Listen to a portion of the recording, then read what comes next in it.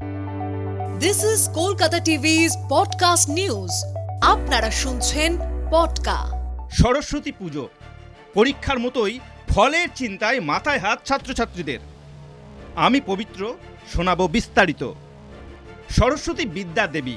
ছাত্রছাত্রীরা school, college, পাড়ায়, আবাসনে, ক্লাবে এই পুজোর আয়োজন করে থাকে। নিজেরা টাকা দিয়ে চাঁদা তুলে এই পুজোর আয়োজন করা হয়।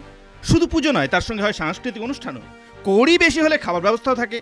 এমনিতে নিত্য পণ্যের মূল্য বৃদ্ধিতে এখন নাভিশ্বাস উঠছে।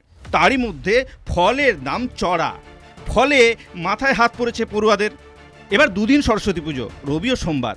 তবে সোমবারই মূলত সরস্বতী পুজো হবে। মানিকতলা বাজারে ফল ও সবজির বাজার ঘুরে দেখলো কলকাতা টিভি। সবজির দাম কিছুটা কম থাকলেও ফলের দাম বেশ চড়া। বেশি দাম দিয়েই ক্রেতাদের ফল কিনতে হচ্ছে। এবার সরস্বতী পুজোর আগের দিন কেন্দ্রীয় বাজেটও। সেই বাজেটে কি মধ্যবিত্ত ও নিম্নবিত্তদের স্বস্তির খবর মিলবে, সেদিকে তাকিয়ে অনেকেই। শুক্রবার কলকাতায় কি রকম ছিল মধ্য কলকাতার মানিকতলা বাজারের ফলের দাম? ফল: আপেল 150 টাকা কেজি, পেয়ারা 80 টাকা কেজি, কমলা লেবু 10 টাকা পিস, মৌসম্বি লেবু 10 টাকা পিস, শাঁক আলু 40 টাকা কেজি, শশা 50 টাকা কেজি, কুল 80 টাকা কেজি, আঙুর 150 টাকা কেজি।